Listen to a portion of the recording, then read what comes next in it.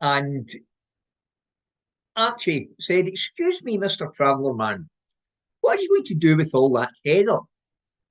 And he said, "I'm going to make some besoms." Now, if you don't know what a besom is a broom. And Archie said, "And when you make these besoms, what are you going to do with them?" And the Traveller Man said, "Well, I'm going to sell them, of course." And Archie said, "What? Do people actually buy them?"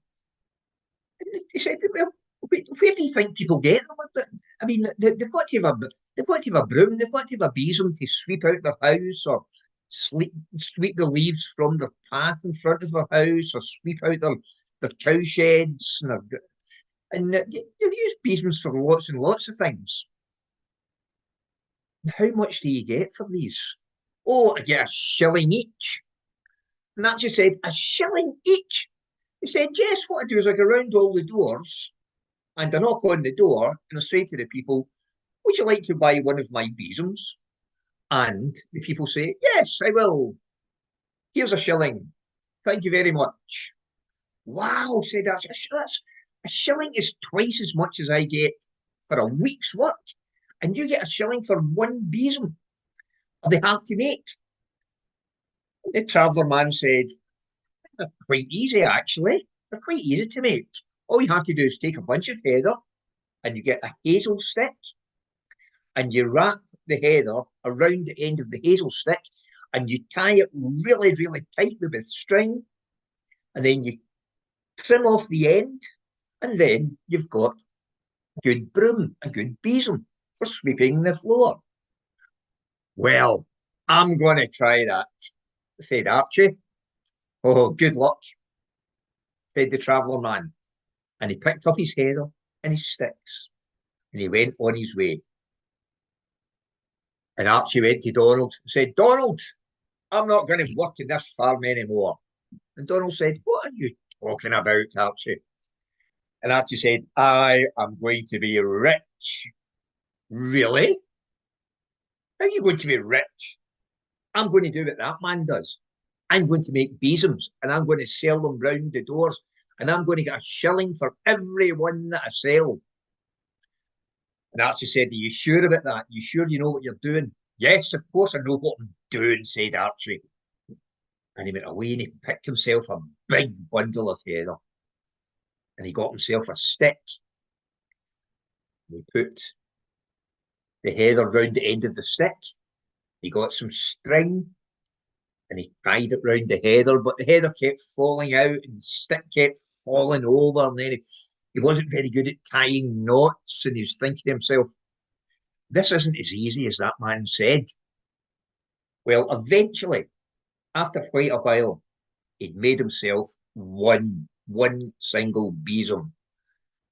And to be honest, it wasn't a very good one. You see, he'd used too much heather on it, and the only stick he could find was quite thick and long and heavy.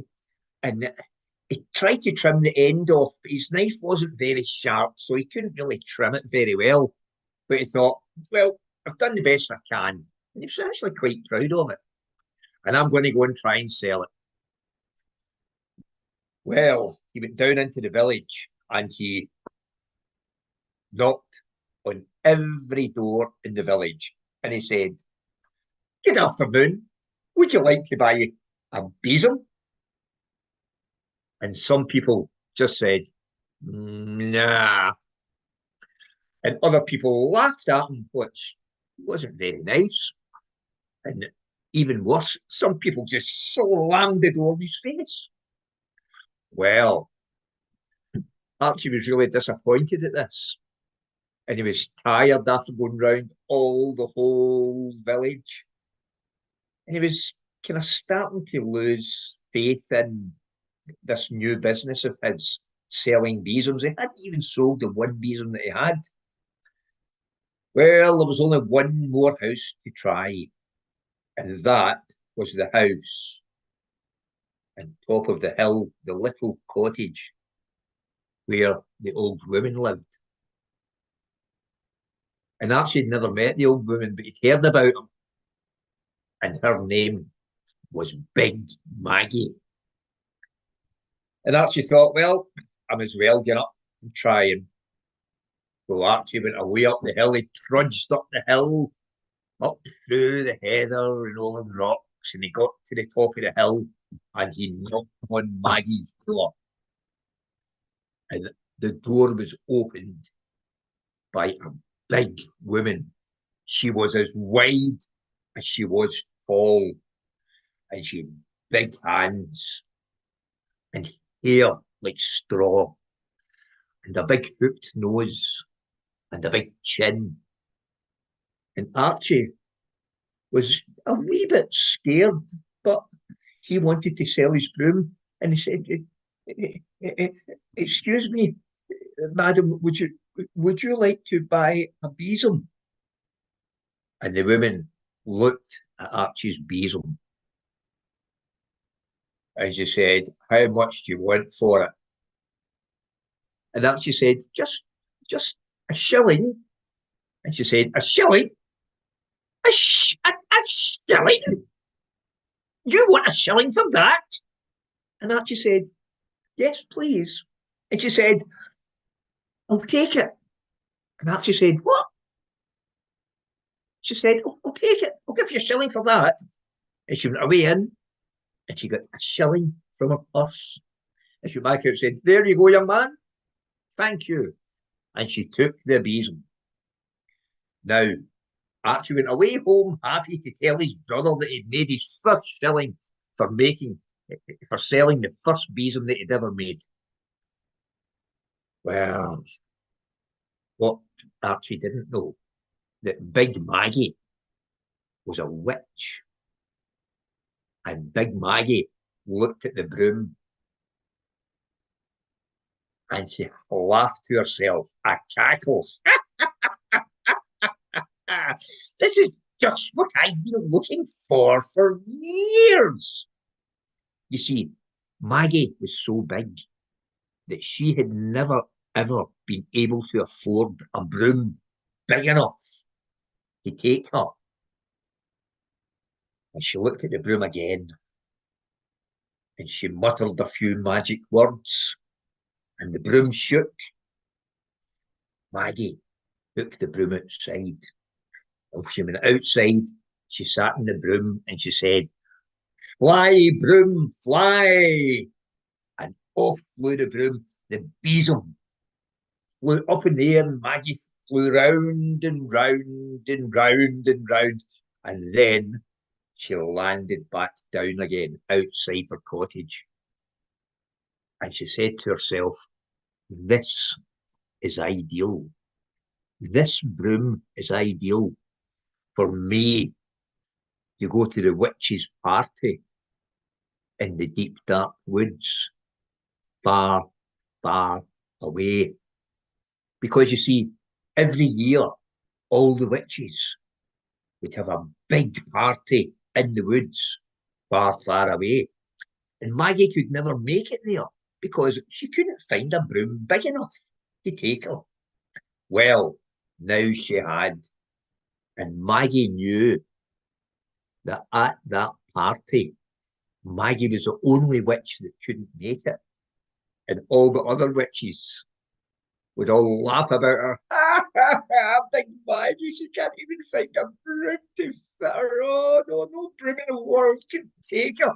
Oh, it's such fun, isn't it? Poor old Maggie, she's really missing herself. Look what we've got cake, we've got all sorts of things to drink and eat, and we're dancing and all, we're having a great time. And they're all sitting round laughing about Maggie when suddenly, whoosh,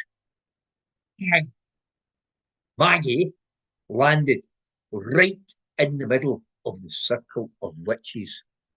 Ha, ha, ha. Who can't get to the party? I found a broom. I found a broom that suits me. You have all been laughing at me for years and years and years because I can't make it here. Now I'm here. And after the party, I am going to get back on this broom, Archie's broom, and I am going to fly back home. But you are not flying home. And she waved her hand, and all the other witches' brooms flew up into the air and flew into the forest and planted themselves in the ground with the heather sticking up. And they began to grow, and they turned into birch trees. And if you're ever walking through a forest on the west coast of Scotland and you see birch trees with something that looks like a bird's nest, they are not birds' nests. They are what we call in Scotland witches' besoms. The end. Thank you. Thank you very much, Louis. Thank you. That's how birch trees started to grow, because Big Maggie turned the witches' brooms into birch trees. Well, would you like a song? I've got a song here, and I need the words for it because I'm not. Oh wow! Wow! Play me a tune.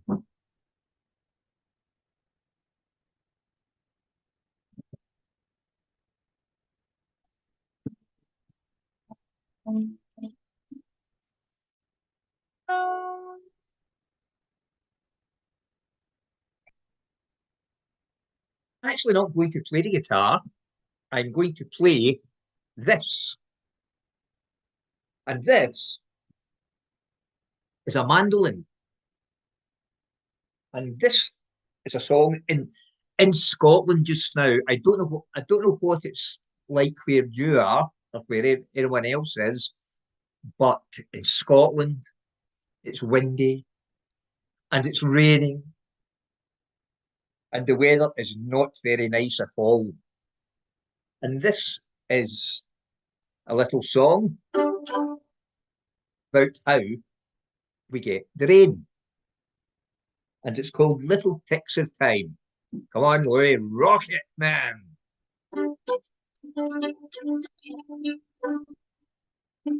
Little ticks of time, they go talking, talking, talking. Ticky, ticky, tick, tick, talking all the day. They're little ticks of time, for no reason, no rhyme. They ticky, ticky, tick, tick, tock the time away. The sun picks up little drops of water in her hands as she rolls across the sky.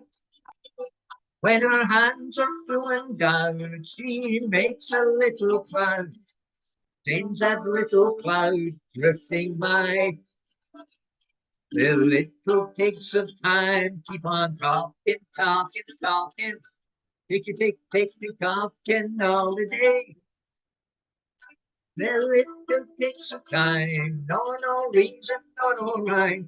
They just ticky, ticky, tick, tick, tock the time away. Little cloud was drifting through the heaven. He has a little job he must fulfill. He makes little waterfalls and gently lets them fall as raindrops down upon the hill. And little ticks of time go on talking, talking, talking. Ticky, ticky, tick, tick, talking all the day. The little ticks of time, they don't reason, they don't rhyme. They just ticky, ticky, tick, tick, tock the time away. The raindrops fall upon the hilltop, and each one stops to say hello. And their faces very deep as they make a little stream, and the little stream goes gurgling down below. The little ticks of time keep on talking, talking, talking. Ticky, ticky, tick, tick, talking all the day. The little ticks of time, no, no reason, no rhyme. They just tick, off the time away. The stream meets another and another, and they come upon another running free. And they gargle as they run, and they all become as one mighty river going through the sea.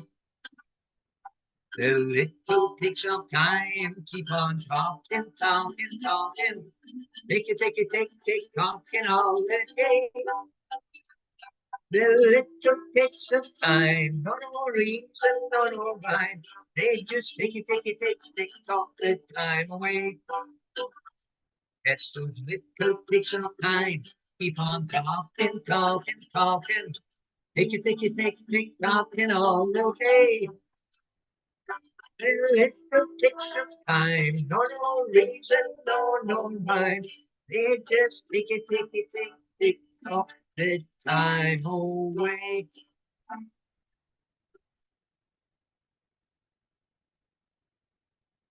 There we go. That was Little Ticks of Time by Matt McGinn. Now, another story before we finish.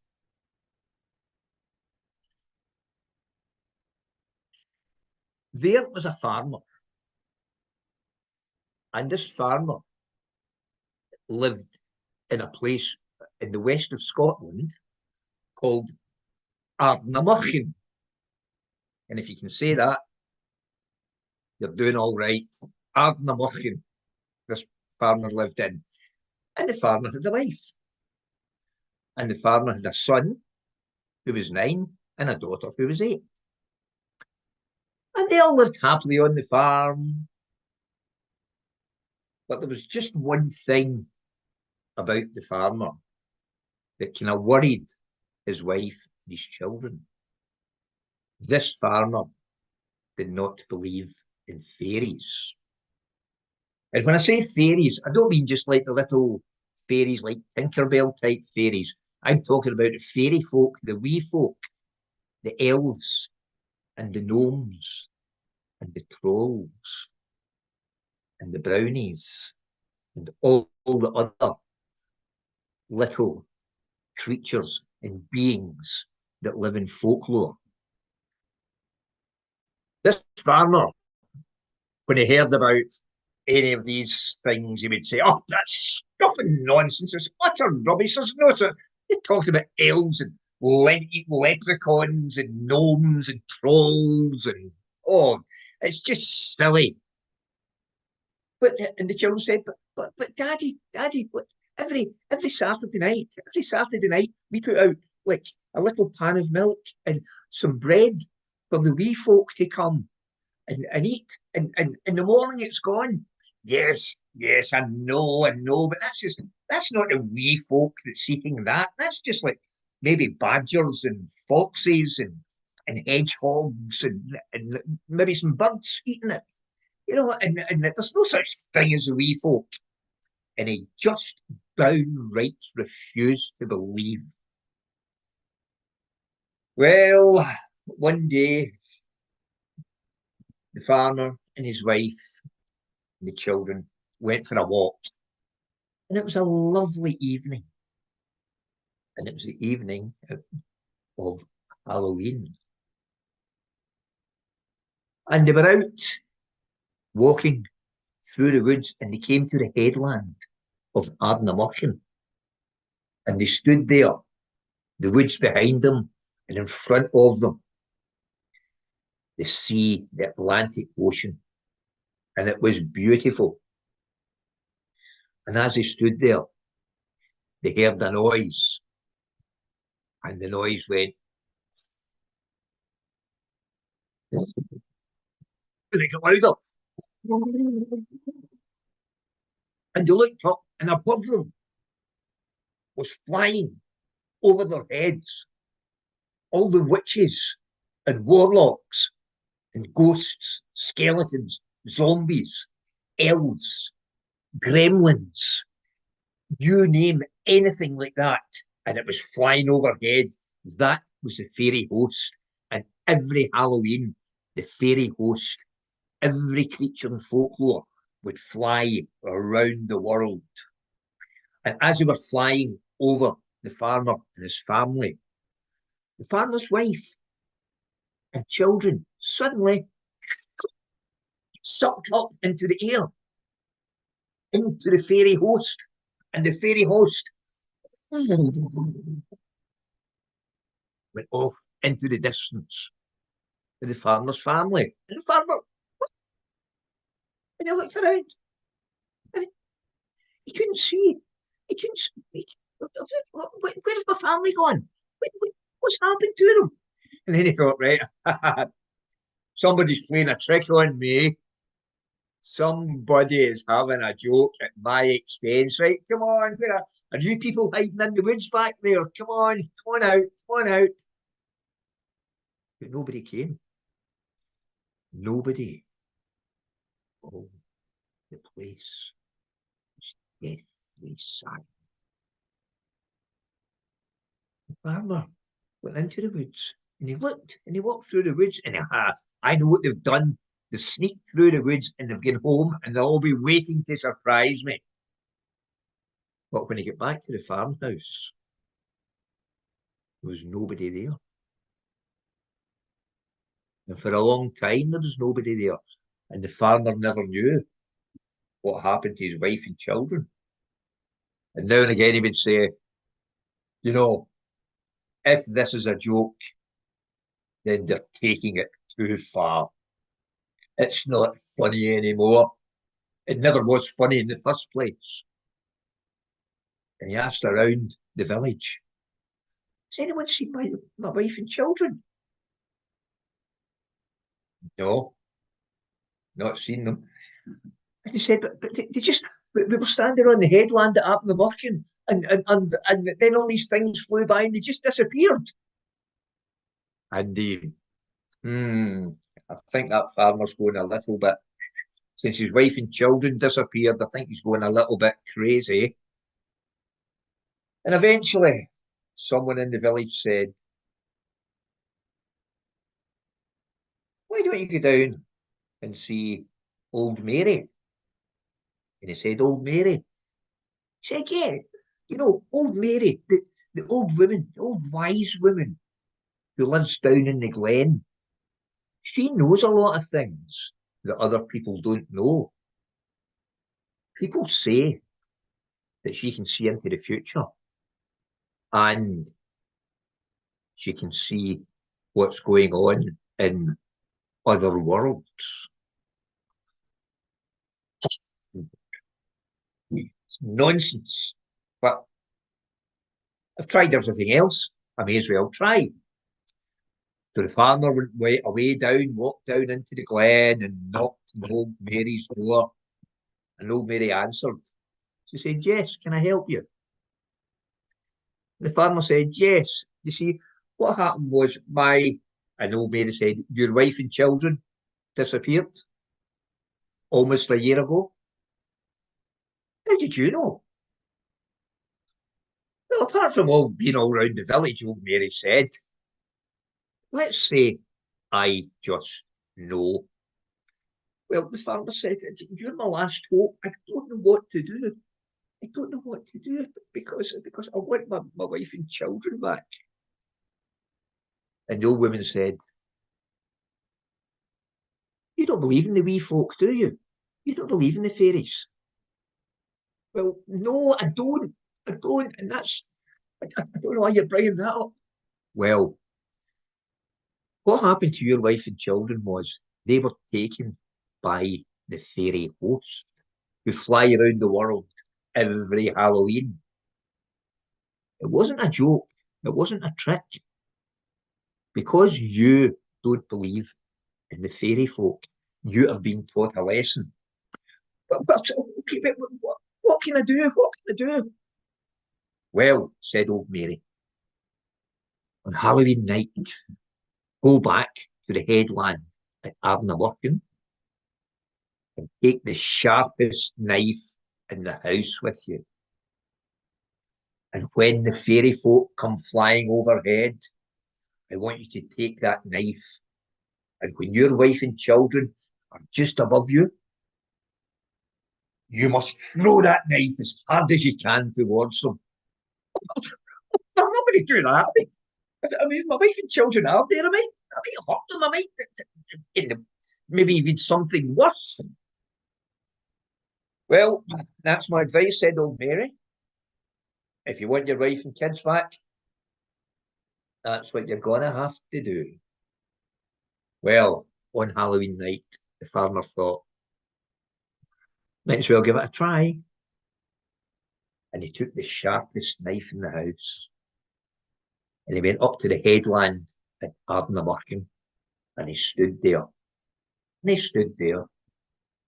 And he stood there. And he thought, nothing's happening. But then he heard the noise.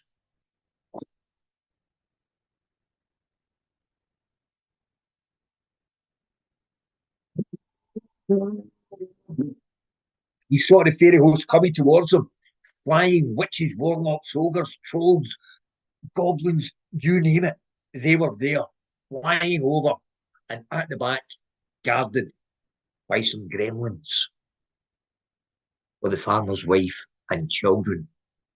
And as it flew over, the farmer took the knife, and as hard as he could, he threw it towards his wife and children. And fairy host passed by. Well, that didn't work, said the farmer. But then he saw, fluttering down from the sky, 3 white feathers. And they landed on the ground. And the farmer looked at them. He thought, is that it? Is that all I'm getting? I suppose I'll never have my wife and children again. And he turned to walk away. And when he turned his back, he heard, darling. And 2 voices saying, Daddy, Daddy. And he turned round, and there was his wife and children. He'd saved them from the fairy host. He'd got them back. And after that day, the farmer, on a Saturday night, he still didn't leave a little pan of milk and a little bit of bread out for the fairies. With his children, he left a big pan of milk, chocolate milk, and cake, biscuits, all sorts of other goodies. And from that day on, the farmer believed in the wee folk, the fairy folk.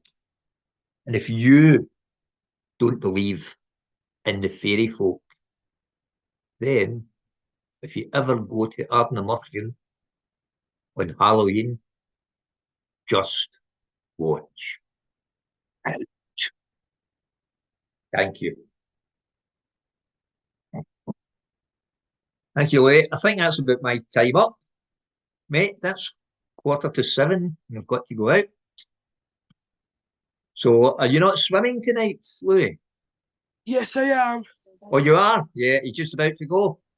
I'm going right now. Well, thank you very much for joining in, and thank you. That's right. Thank you for playing the guitar along with me. Your stories is amazing. Thank you very much. Thank you. Good Scottish stories. That's okay, Yeah. right. Well, hope you enjoy your swimming tonight, and Thank you. keep practicing that guitar. I will. And this time next year, I want to see you on X Factor.